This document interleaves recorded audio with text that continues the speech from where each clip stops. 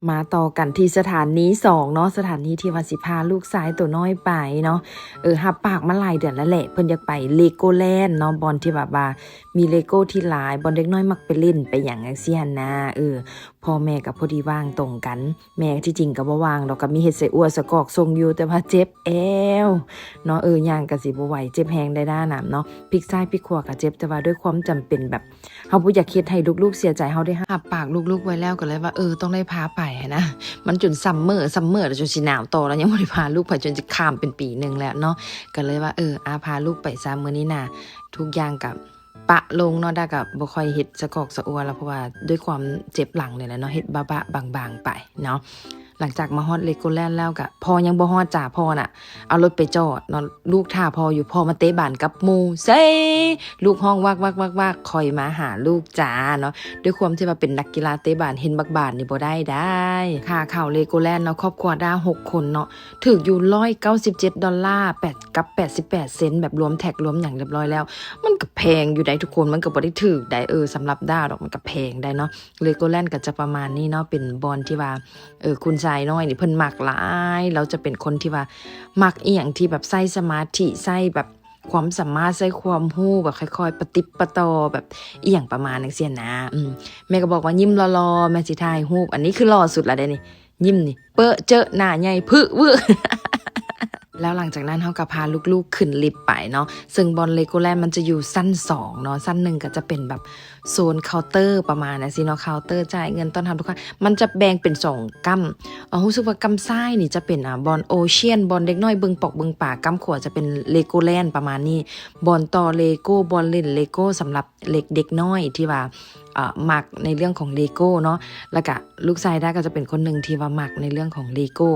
ทุกอย่างบ่ว่าจะเป็นแบบหูเป็นการ์ตูนเป็น everything Jingle Bell เนาะมันเฮ็ดจากเลโก้หมดเนาะอันนี้ก็จะเป็นโซนของแคนซัสซิตี้มิสซูรีเนาะเป็นดาวน์ทาวน์ที่ว่าก็เจ้าออกแบบไว้โชว์เนาะก็จะเอาเลโก้เนาะมาต่อมาสร้างขึ้นแบบว่าไว้โชว์ให้ทุกคนที่ว่าเข้ามาในโซนของเลโกแลนด์ได้เบิ่งได้เห็นเนาะ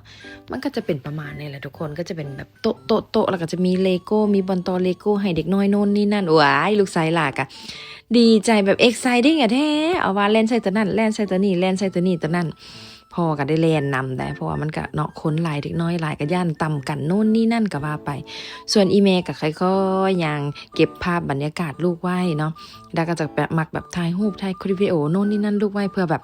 จังไหนเพื่อกระเจ้าใหญ่บอกก็จะเป็นบ่าวเป็นสาวแล้วก็จะได้มาเบิ้งหวานๆน่ะก็จะประมาณนี้เนาะแล้วก็บ่มีบอลใดเก็บนอกจากว่าฝากไว้กับ Facebook ฝากไว้กับ YouTube ประมาณนั้นสินะเนาะอันนี้ก็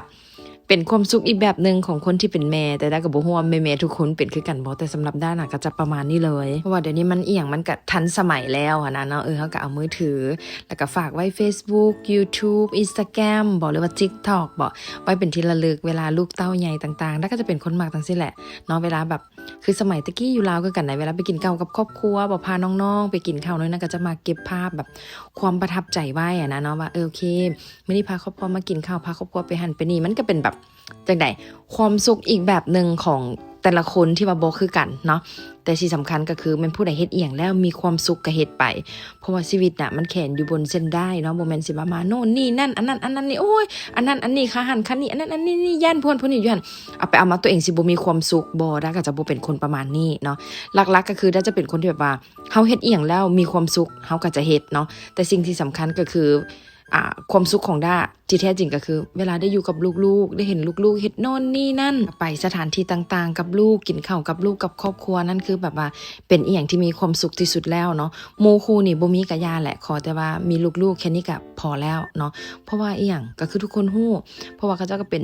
ชีวิตเลือดเนื้อเสื้อไขของเฮาเป็นคนสร้างเขาเจ้าขึ้นมาโอ้ยกว่าสิเกิดมาก็10 เดือนเนาะ4คนนี่เนาะแล้วที่สำคัญลูกด้านะคนแรกน่ะถ้าเกิดธรรมชาติได้อุ้ยเกือบตายเลย3โล4.6ว่าถ้าคนตัวน้อยๆเนาะน้ำหนัก43นะถือพากับเกือบ80 โลประมาณนี้เนาะแล้วคนที่2ที่3ที่4เนาะได้ปาดออกผ่าตัดออกทุกคน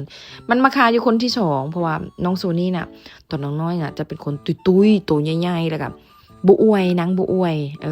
บุอวยเนี่ยอันซี่ขาลงอย่างประมาณมันก็เลยเกิดธรรมชาติบ่ได้เนาะซึ่งได้ไปเกิดนั่นไปเกิดอยู่หนองคายไปเกิดอยู่ห้องหมอวัฒนาหนองคายเดตะกี้เขาฮิตกันเด้เนาะข้ามไปเกิดลูกอยู่วัฒนาหนองคายแบบตะกี้ดังๆเนาะสมัยพุ่นจังไหนสาวปลายปีหลังเนาะวัฒนาหนองคายจะดังแฮงดากะไปฝากท้องไปเกิดอยู่หันคือกันหมอกับแบบพยายามอวยพยายามปินแล้วได้นี่ผู้ผมยาวๆเลยแหละโชว์นี่นะตอนอย่างน้อยนี่เพิ่นตุ้ยอีหลีได้เดี๋ยวสิเอารูปให้ทุกคนได้เบิ่งเด้อประมาณนี้เลยจ้าสำหรับน้องโซนี่เนาะผู้ผมยาวๆนี่เนาะตุ้ยอุ้ยนุ้ยเอาแท้เอาว่าเนาะแต่บัดใหญ่มาแล้วโอ้ยนึกว่าแมวย่างซีนความว่าจอย นางมันจะเป็นคนพิกกี้ก็บ่ค่อยมักกินหมักไม้บ่ค่อยมักกินข้าวก็เรื่องพิกกี้กับอาหารนะบ่ดอกจะบ่ค่อยมักกินหมักไม้จะบ่ค่อยมักกินจุกกินจิกจะแบบจะกินขนมอันนั้นจะกินขนมแล้วก็อิ่มกินอย่างแล้วก็แล้วจังซี่หั่นนะจะบ่กินแบบจังได๋อันพวกข้าวเป็นหลักพวกหมักหมอกหมักไม้คือแบบน้องอันคือเมคือเอื้อยกกคือน้องผู้น้อยอย่างซี่หั่นนะแบบคือกินขนมจริงแล้วบ่กินข้าวจังซี่นะอันนี้ก็โอ้ยบ่จักสิว่าเนาะจ้อยแห้งเบิ่งเทียบกับเอื้อยนะคูณ2เนาะจ้อยๆแห้งๆแมวย่างซีนเนาะได้ขนมแล้วก็พากันดีใจวนแม่ไปซื้ออันขนมอันแคนดี้ช็อปมันซั่นโอ้ยจักแม่นอีหยังเนาะ